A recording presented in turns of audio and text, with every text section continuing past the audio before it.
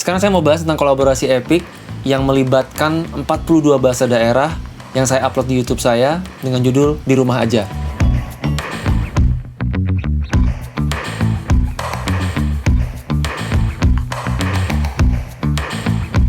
Hai, saya Kak Gustiwana. Saya adalah mentor produksi musik dari HP Mentorship Project yang kedua.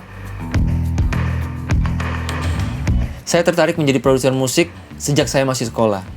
Waktu itu, sepulang sekolah saya selalu belajar produksi musik di rumah menggunakan PC jadul saya. Bahkan saya selalu bolak-balik warnet hanya untuk mendapatkan tutorial. Karena pada saat itu internet belum semudah saat ini. Pada saat itu saya bermimpi untuk bisa menjadi seorang produser musik yang bisa menghasilkan musik yang diingat sepanjang hidup oleh para pendengarnya. Saya memulai karir saya dengan mengikuti kompetisi produksi musik, menawarkan jasa-jasa produksi musik saya ke semua orang saya kenal, baik online maupun offline, dan juga mengirimkan lagu-lagu. Memang berat awalnya karena saya harus bisa survive dengan segala kemampuan yang saya miliki. Padahal saat itu, pengalaman saya masih sangat-sangat nol. Di awal karir saya, kesulitannya adalah bagaimana membangun branding kita sebagai musisi yang punya karya yang baik. Karena pada saat itu pengalaman saya masih nol, dan siapa yang mau percaya? Tapi dengan ketekunan, kerja keras, konsisten, terus berlatih, pasti ada jalan. Kalau sekarang, tantangannya lebih berbeda. Lebih ke bagaimana cara saya menyampaikan karya saya lebih luas, bagaimana cara promosi yang tepat, dan bagaimana agar tetap kreatif supaya penikmat karya saya tidak bosan dan mereka selalu surprise dengan apa yang saya tawarkan dalam karya saya. Di setiap fase selalu ada tantangannya. Kuncinya adalah jangan terlalu cepat menyerah. Juga jangan gegabah, kita harus realistis dalam mengambil keputusan. Jangan sampai kita membeli alat-alat produksi musik yang membuat kita terjebak dalam gear acquisition syndrome. Artinya kita terlalu banyak membeli hal-hal yang sebenarnya tidak kita butuhkan. Juga yang gak kalah penting adalah jangan membandingkan karya kita dengan orang lain. Karena musik adalah perkara rasa. Sama seperti makanan, setiap orang memiliki selera yang berbeda-beda. Dan akan selalu ada orang yang punya selera yang sama dengan kita. Jadi nggak ada yang perlu dikhawatirkan. Sekarang saya mau bahas tentang kolaborasi Epic yang melibatkan 42 bahasa daerah yang saya upload di YouTube saya dengan judul Di Rumah Aja. Di rumah Jadi saya mengajak semua follower saya untuk mengirimkan video mereka mengucapkan bahasa daerah di rumah aja dan mengirimkan ke saya. Yang ternyata ada ribuan yang masuk, akhirnya saya seleksi menjadi 70. Hal pertama yang saya lakukan ketika saya sudah mengimport WAV ke dalam Studio One adalah merapikan penamaan-penamaan file dan menjadikannya per folder supaya tidak bingung ke depannya ketika file projectnya sudah menjadi rumit. Misalnya, yang Bali saya jadiin satu kategori, Jawa saya pecah-pecah kategorinya, ada Sunda, ada Madura, ada bahasa Jawa, bahasa Betawi, dan sebagainya. Dan ini kita buat dengan sangat rapi supaya tidak menyulitkan kita di kemudian hari. Kira-kira begini penampakan project yang belum terorganisir, ini masih awal banget. Sebelum saya memulai semuanya, ini masih berantakan audionya, saya bikin dulu guide melodi dan guide chordnya. Saya harus tahu kemana nada yang saya inginkan agar nanti speech composingnya saya nggak narik terlalu jauh daripada yang sudah saya rencanakan. Nah, untuk di rumah aja ini, saya merencanakan ada seperti ini. Nah,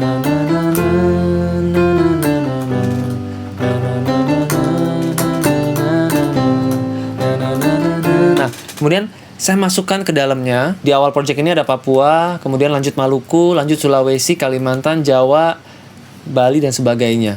Dan itu belum ada suara yang saya modifikasi. Ini hanya guide musik aja. Jadi cuma seperti ini kalau teman-teman dengar.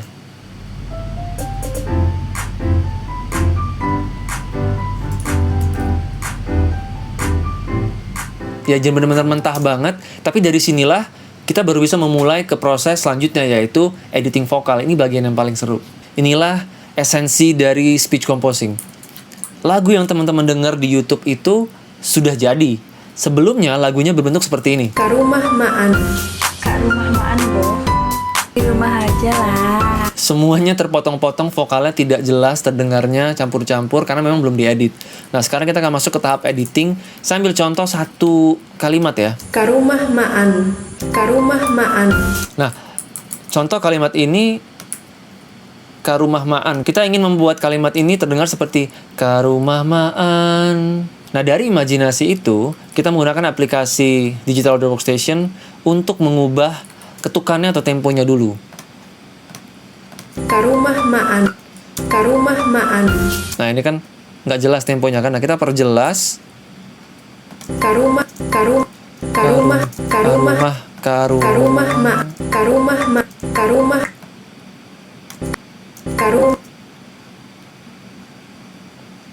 karumah maan, karumah maan, karumah maan, masih kecepatan. karumah maan, Karumah maan, karumah maan, karumah maan, karumah maan, nah maannya kita tarik lagi lebih panjang.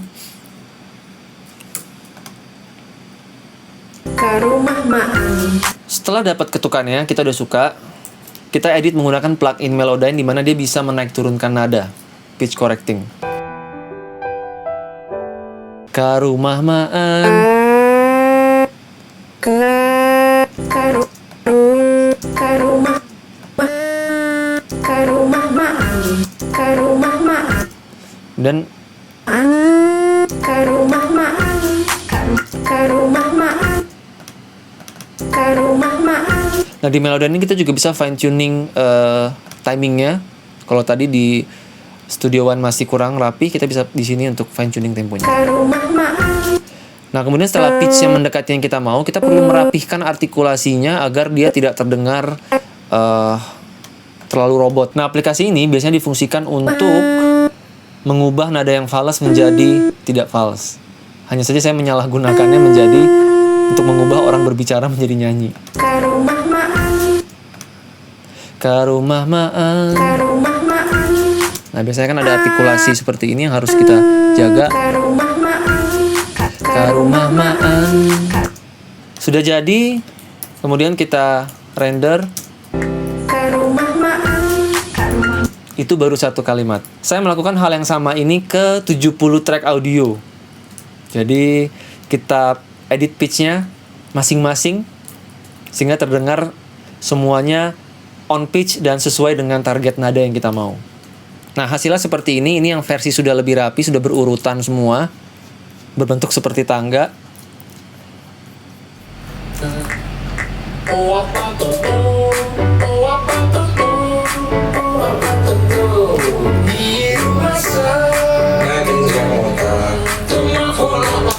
Itu hasilnya. Oke, sekarang kita masuk ke bagian aransemen.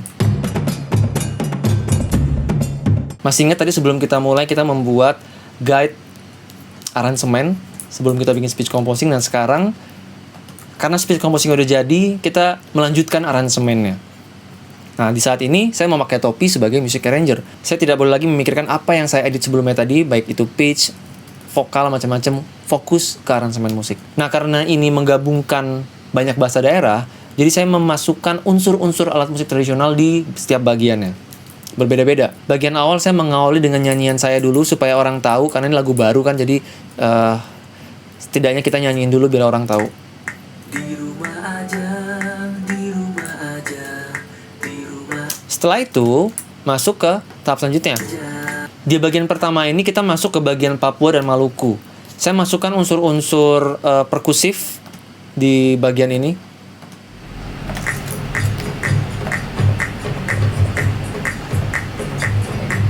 Memang tidak terlalu akurat, tapi setidaknya ada perwakilan.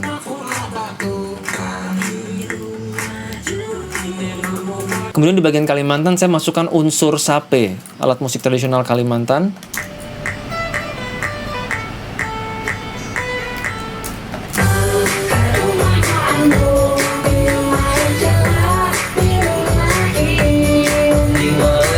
Oke. Transisi dari Kalimantan menuju ke Jawa. Salah satunya adalah bahasa Sunda. Jadi saya masukkan unsur-unsur alat musik. Kalau teman-teman dengar ada gendang jaipongan Sunda.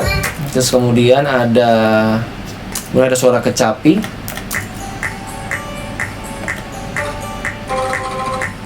Dan angklung sebagai perwakilan Jawa Barat. Kemudian di bahasa Jawa saya masukkan unsur gamelan.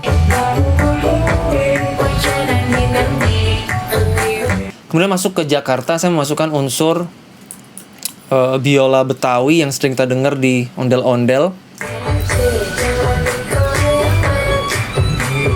Jadi untuk menambah nuansa Jakartanya di situ. Kemudian di bagian Bali, NTB, NTT saya masukkan instrumen khas mereka juga.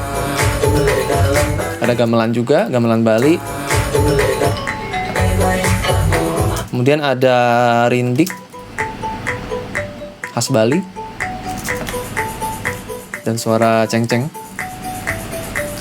Berasa kalian wisata ke Bali ya. Kemudian di bagian terakhir saya masukkan suling Batak, suling Sumatera Utara.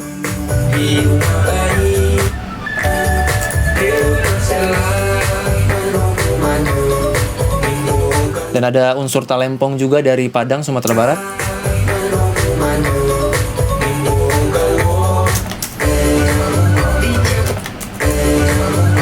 Bagian terakhir kita bikin lebih megah aransemennya.